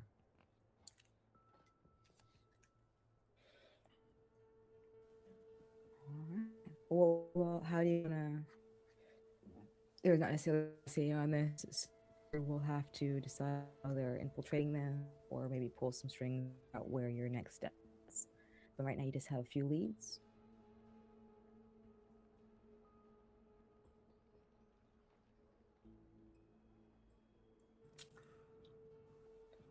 Miley, how you feeling with Violet during your days off? And you get this text. Oliver, every time. Oliver gets a text, or like maybe during the middle of learning how to absorb a punch. It looks like you're taking too much of it. You gotta pretend like you're taking a lot of it, but don't take any of it. You know what I'm saying? So roll. You gotta roll with it. Use those feathers. Just one. I've got a text from. Love you to From your death, trader? Violet, but just yeah. No, that this is like serious we're in the shit ring. that I am not qualified. I know. It's like. I'll tell you, I want to be here more than I want to help, but. What are you doing? We don't get a lot of training. You're off doing random stuff all the time. Now here we are talking about how you need to do this, and you're not here doing it. I know, but like we've been getting enough money to get by. That's what matters. Yeah. Yeah. Okay. Whatever. Take your call. I'll do what I need to do. And she pulls her own phone out and starts also. Look, Violet, I don't necessarily want to either. It's just. You do you. It's your time. We're here for an hour, and we are here for an hour. Okay. Goes back to typing. Okay. Yeah, there's He an like urgent hesitates message. at the door, but like. Yeah, he does go, but he's very hesitant about it. Urgent message asking to meet at the community center ASAP comes from the group thread chat. The crew to be named in the future. So you get a bit of a rundown. We find ourselves all at the community center, the sort of central hub, in a room which they have, like many times before, sectioned off for you with a sort of blanket strung up in the front to allow for a bit of privacy. Who arrives first? I would say Calcifer, like Dante. Like he's there immediately, arms crossed, foot like his knee bouncing like crazy. He's like a bit impatient right now, but he understands how it takes time to get here. But he's very very unsettled right now. So yeah, like unnerved, maybe not sitting entirely still, pace of space. Bao comes in with the cat distribution network. How are you feeling seeing this young man freaking out the day you finish your PT successfully and find a new friend? Lucifer, why are you pacing? What? Your hair is on fire. Again? Shit, Yes. man. And he's like trying to like pat it down and everything of the sort. It's like I didn't even notice, and Emma's gonna kill me if she like finds out. Like I don't anything on fire. No, No. thank God. It's just Okay. you put the chair in the middle of this space, probably unconsciously, intentionally. But what's Mm. going on? Why are you so nervous? Mara is like she's gone, you know, and I'm a big, and I just started thinking the problem came in when I these these weirdos came around the other day, right? Helping Okay. Hands, whatever the fuck, with their weird ass funky colors, They're right? the ones that, like, I've seen their truck sometimes on the ferry. They're the Right, like the books, right? right, and snacks and everything of the sort. Oh, But the weird. thing is that they come around here. Now, I am around here pretty often, but Yeah. I don't see the truck as often as the kids seem to know that it comes around, right? Okay. Um, and they came around, got real uncomfortable when I was here. Um, kind of wanted to trash the truck, but that's a bad look. And the kids Yeah. were watching, the Roman was watching, whatever. So I let them go. But Were there they were any other giving kids out. around? No, it was just me. Okay. Okay. And the kids were all like, hey, like grabbing the cookies, everything of the sort. Like one of them was on this guy's lap, and it was like he was like reading him like a book and stuff, and I'm like, I don't know what this shit's about, right? But that's neither here nor there, or maybe it is, I don't fucking know. it, Mara, one of the littles, went missing shortly Mhm. after that happened. She's like Oh no. 11, and Oh no. she went missing, and I investigated, as best as I could. Emma's freaking out. The other bigs are freaking out. Mhm. Her big, Mara's big, is also losing her goddamn mind. They walked out, but it was like they were lured out. I didn't see any signs of a struggle, but whoever did it put tape on the door so that when like when they close it, it doesn't make as big of a sound, or maybe it's like it messes with the lock. I don't know. And the reason why I'm pacing around is because I'm like, if they got in here, right? Like it's a problem. Yeah. It's a big problem. Yeah. And then I started thinking about what if it happened to Roman, right? And Roman doesn't need that. Like Roman already goes through a lot, and he's dealing with his own thing, and he's trying his best. And his hair is on fire again. Yeah. Okay. And then I start like Mm. patting it out because my hands are made of rock. Shit, man. So Damn. it doesn't affect me. It's okay. Just Calcifer, just be Calcifer. I'll put you out. He sits in the chair that he put in the middle of the room. He did that intentionally. He's just put in the room. He just sits down with it. His Yeah. arms facing away from the door, and he's just trying not to think about anything of the sort. But his knees going crazy. Like his Yeah. whole bouncing everything. He leaned over Mhm. everything of the sort. So Mhm. he's definitely nervous. Yeah. Okay, Calcifer, two things. Mhm. One, and then I Yep. put the cat on top of my peaks so that the cat is as Mhm. far away from your fire as possible. Mhm. And then Mhm. Calcifer, we're gonna be on it. We are going to work on this Mhm. together. Mhm. Like, Oliver's coming, Arian is coming, so you don't have to do this by yourself. The bigs Mhm. don't have to do this by themselves. The littles don't have to think about this at all. Mhm. So you have people here who are going to support you and get you through this. Mhm. Mhm. Okay? This is going to be a team effort. Mhm. Okay? Right. Yeah. Yeah. No, I hear you. I hear you. And he like makes eye contact, and he's like, "Whoa, where did that guy come from? Did you have that the whole time?" Yeah. Oh I haven't come up with a name yet, but shit. the cat just kind of jumped on me and has not want. I've tried to like let go, but like the rocks are in such a way that like the cat is able to just like hold. Mm. Yeah. So I'm just accepting it as part of me now.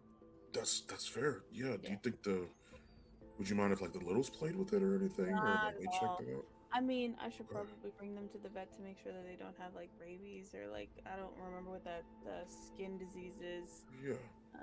Something or another. Uh, but yeah, Mhm. I'll yeah, absolutely. Like right now, it's a good cat. No scratches. Okay. Really loud. Yeah. So The mutant we kids are have tough. Aaron coming in and Oliver, as you were discussing like skin disease on a cat, the Yeah. beginning of the adoption process. Aaron, we have a new cat for the house. There will be no more mice. Well, all right. Sweet.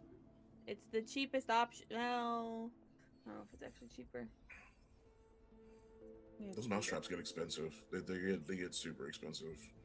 Maybe it's a mutant cat, and the mutation is that the cat will never get sick. Ooh, that would be really cool. That would be super cool. How does that work in animals? Do you think the cat could like be like a badass sidekick or something?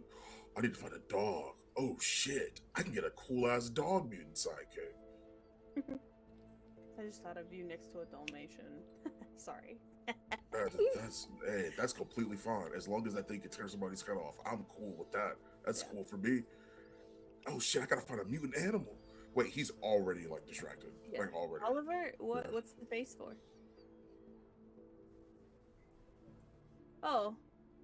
Well, this cat hasn't fed anybody yet. It just kind of chose me outside, and then I brought them inside, and now they're mine. Do you like cats? I'm just a big toy for it, aren't I? I'm a big feather duster. Oh yeah, your feathers. Yeah, maybe like pluck one off if you're comfortable with that. Obviously, I don't know if that. Whoa. If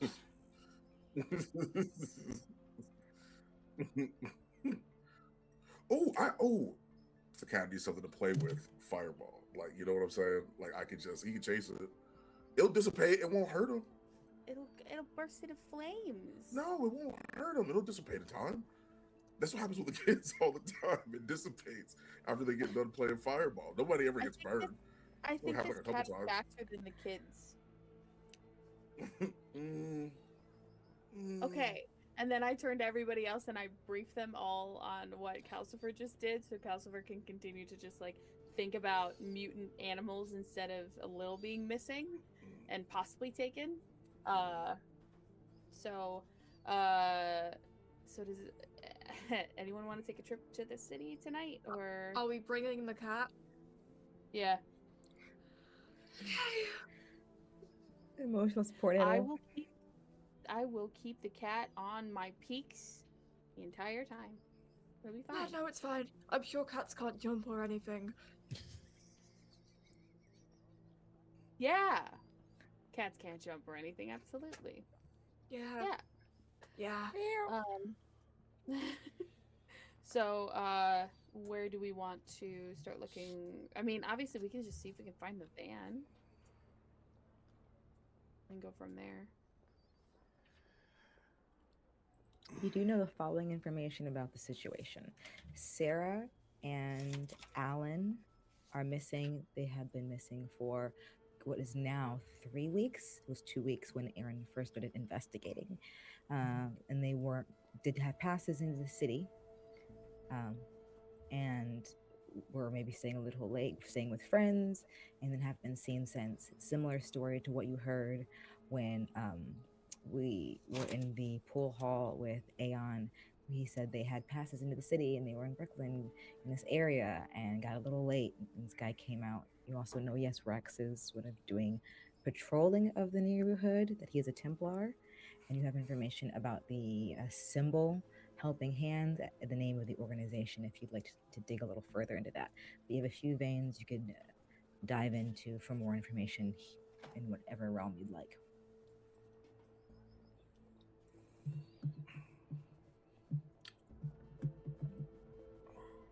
Helping. Do you know what? I actually am curious about something. Dante kind of like clicks back in for a second, and he wants to know. Sometimes when people, you know how like you can like look up, and sometimes it's like it's like I wish like in certain cases when it came to politics that like you could see the sponsors of somebody's jersey like it was a goddamn NASCAR race. Yeah. But sometimes there's a lot of people that sponsor a variety of different politicians. He wants to know if Helping Hands has anything to do with Ashley Delcampo. Sure. We can do some research while you're here at the community center. An interesting thing about political campaigns, even in the future, is that you have to list who your donors are. So during your downtime, if you guys want to start pulling together, I can take study roles, and we'll see if combing over any individual records you guys have access to will point you in the right direction. Anybody can give me a study, anybody and everybody, or you can look for something else if you'd like to follow a different lead somehow. Okay. 0 in study. Let's get something good, please. Let's Can get I it. give the help action to Calcifer by taking a stress? You sure can. Thank you so much. Okay. So and that extra D on there. Yeah, so then you roll a d6, and then you take the higher number. 2d6 to take the higher number. Awesome. I got a 6. Nice. That's a success. Straight full success. So here's what you find instead. Well, not instead, but in addition. While everyone who has got to run for office, you start looking at names and, but Helping Hands isn't the person donated. It's got a larger LLC behind it, which is the corporation which owns Helping Hands.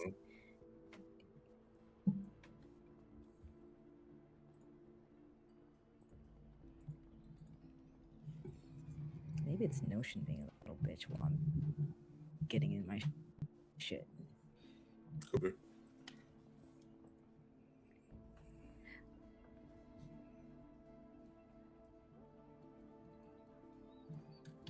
Hold up.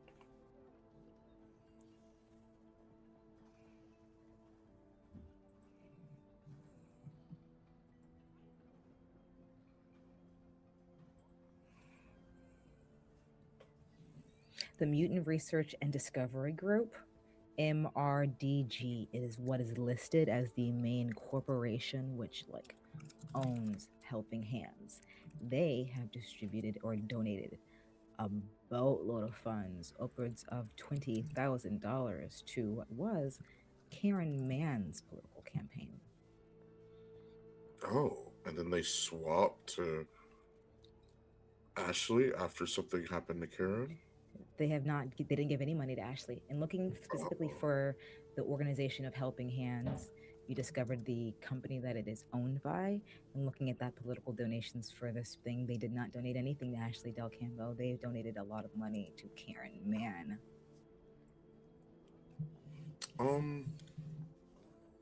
He sees that hair back on fire.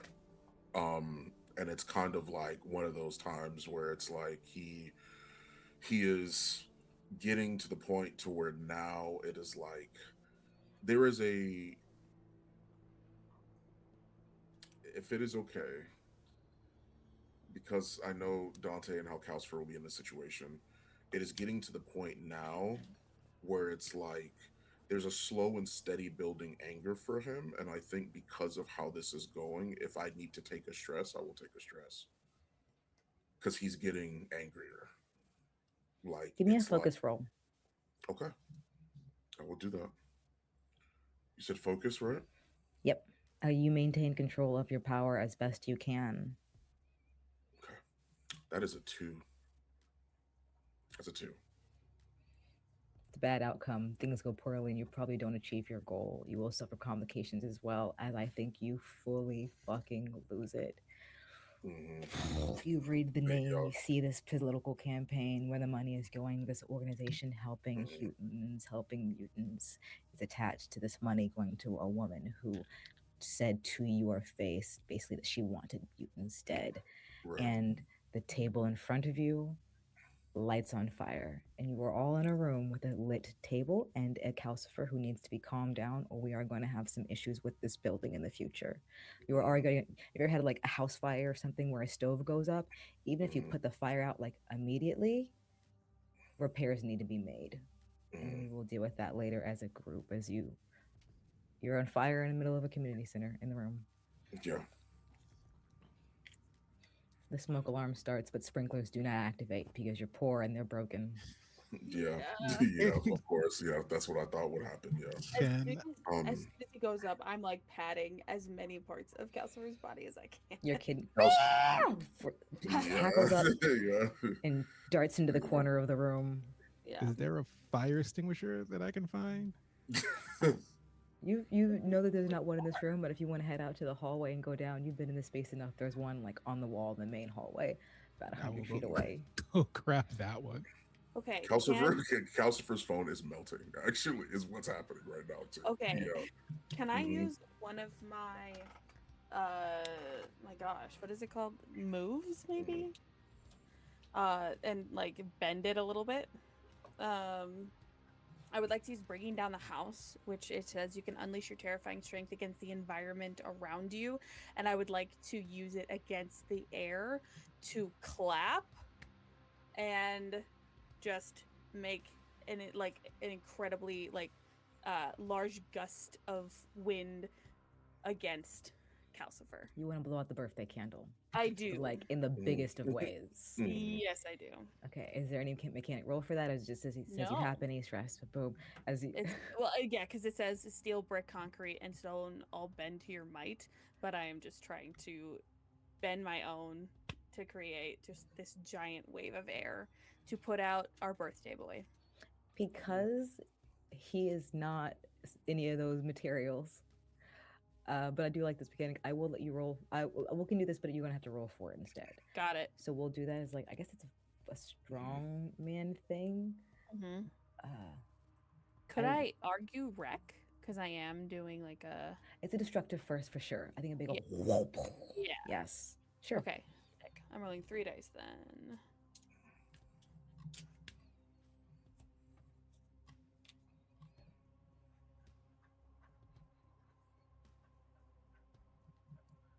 That's a 6 and 2 ones. So we take the 6. It is Yes. success. And yeah, Aaron, as you were running back into the room, you've done the pull point. You're about to start the spray, and you just see this cloud, this gust of wind come through as a candle almost is like blown out before you, just before you unleash your devastation on this man. And Dante, you were sitting maybe at the table with like the parts of your hand that were touching the table clenched, singed fingerprints in hand place. The chair behind you, while no longer on fire, is starting to smoke and singe a little bit. Puffs of smoke in the air as like the remnants of the candle being blown out and the last smoke wafts away from you in this space. The fire alarm is still on, and Evelyn just comes running in, throws back the curtain, sees you. Again? Dante, again? Evelyn, it's okay. All is good. We put it out. There's no fire. What are we saying? Please don't burn down the building. Please We didn't burn down the building. We burned down some of your furniture, which is better than the building. As the curtain has been pulled back, you can hear children and other people in the background screaming, "Ah, fire!" The adults saying, "Calm down. Kids, it's fine. Stay where you are. It's just Uncle Dante." Yeah, Dante is not responding though to any of that. He's kind of like breathing. It's very like shallow breaths, like mouth kind of open, but his eyes are like wide. Like he's just kind of trying to. He has realized now that like it wasn't the fact that he got put out that didn't make him realize that he had essentially started a fire, because he didn't even realize this was like something that he was so focused in on and honed in on. And it was only when she came in and kind of said like Dante again that he looks up and he's like, oh shit. And he's like looking around. He's like, fuck. Oh, I'm sorry. He like clockwork. Every 3 to 4 months for some reason. Why? You got to start the breathing exercises we talked about. Remember? I know, and Emma's been trying to help me, but it's like, yeah, I know. She's the only one that like kind of like puts her hand on my chest like that. Everyone else kind of like. Well, you can see why. Yeah. That's, you know what? That's so fair. That's so fair. Okay, I'm sorry. Just started thinking about Mara. You know, that's what it was. It was that. I'm just worried. You know, just worried. Someone comes in behind her and brings like a fan. Maybe they're used to it. And go to open the window, put the fan in, and start trying to get some smoke out and this smell. And she walks by. She's standing in front of the fan. It's just blowing. He's just standing there. And she says, "Oh, I understand.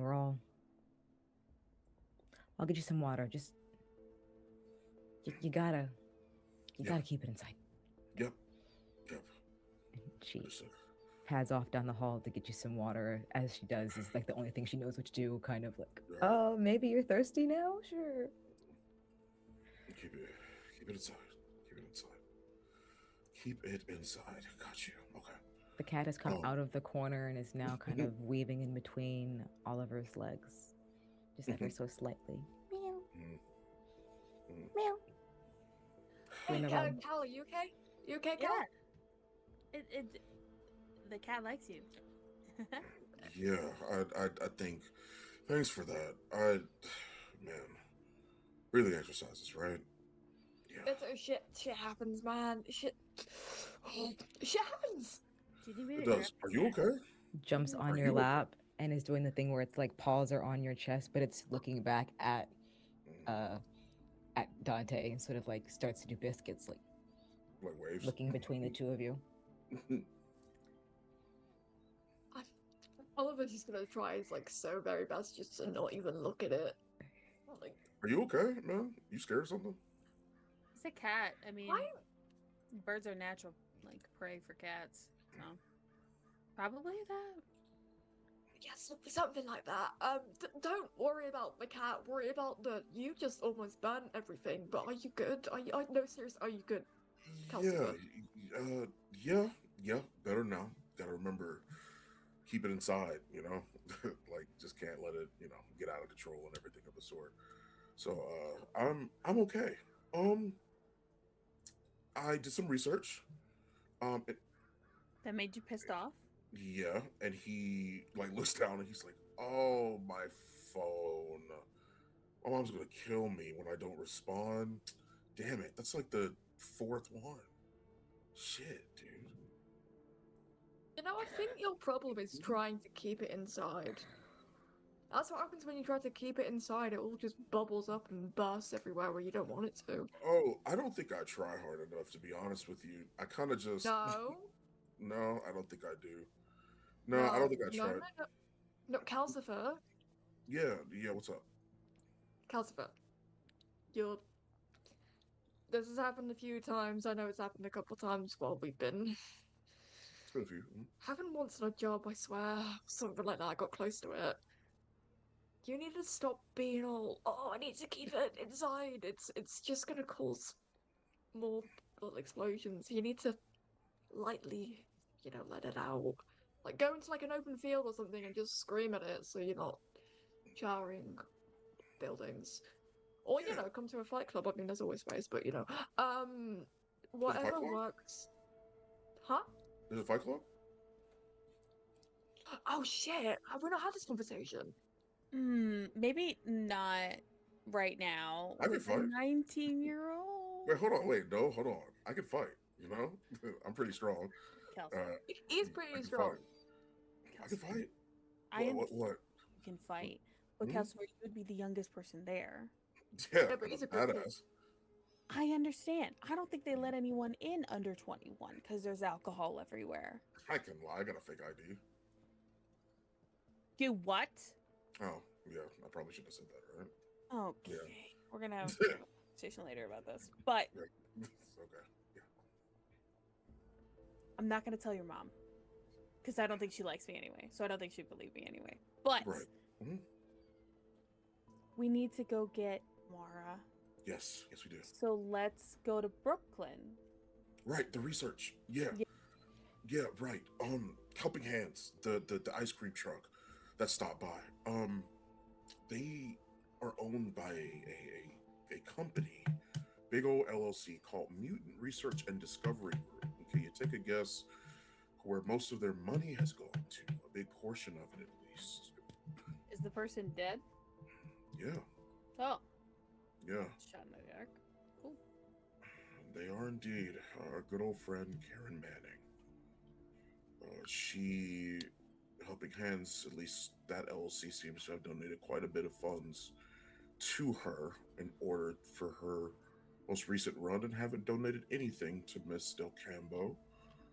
And that truck is outside a lot over here.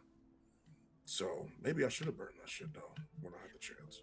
You know, we just did what we did, so maybe not when you're by yourself.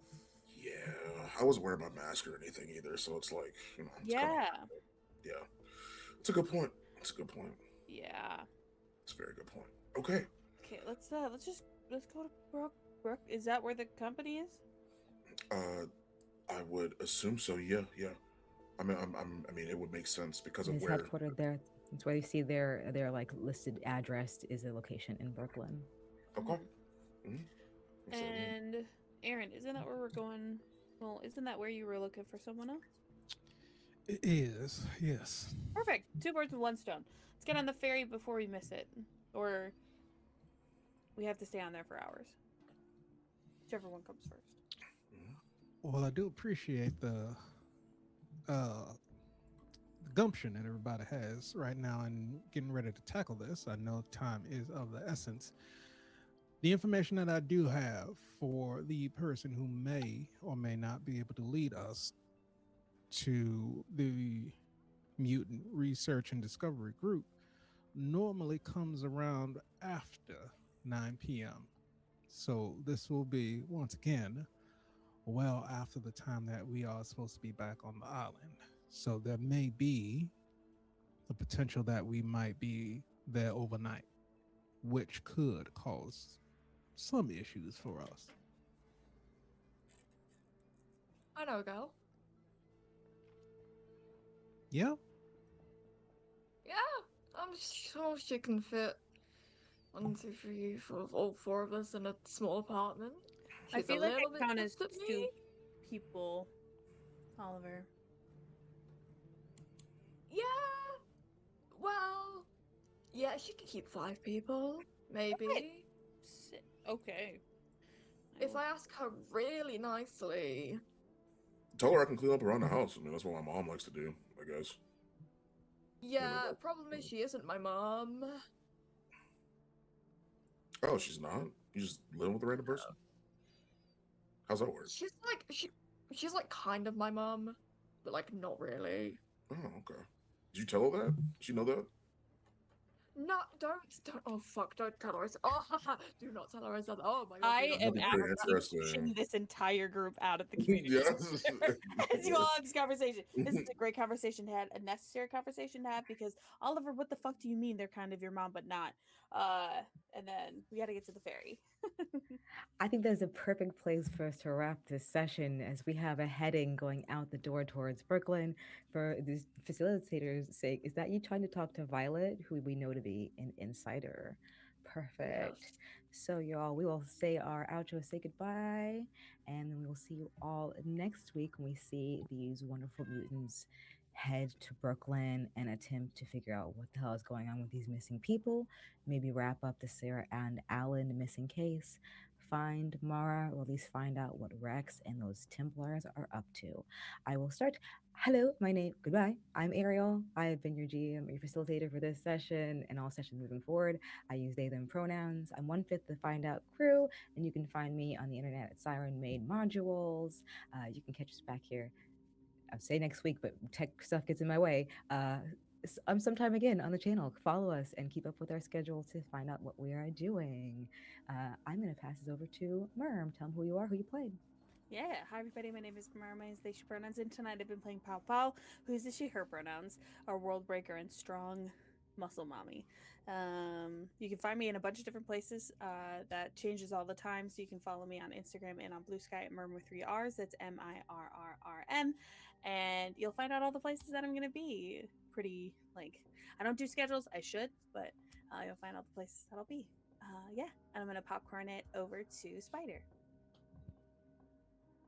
Went to unmute myself and muted myself because I was already unmuted. Anyway, hi, I am Spider. I use he, him pronouns. I've been playing Aaron, who also uses he, him pronouns. You can find me on social media, Blue Sky, Instagram, and Twitch at TJ Spider, or you can follow my other socials on my linktree, linktr.ee/TJ Spiders, where you will also find the link to my podcast, All Things Super, where every episode we take a piece of superpowered movie, music, not music, maybe music. We should probably do music. Anyway, anything that's super powered and high intensity, we review it and we ask the question, is it super? So if you want to check that out, you can go to youtube.com/at all things super podcast. And I forgot who's next. Going down the list in order, we have Fawn.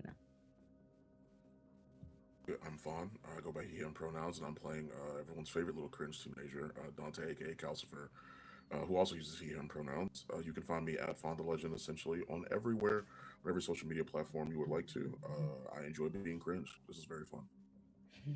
Super cringe. Last but not least, Milo. I keep saying your name instead of Oliver. I don't know why that happens. Please go ahead. You can find me pretty much everywhere.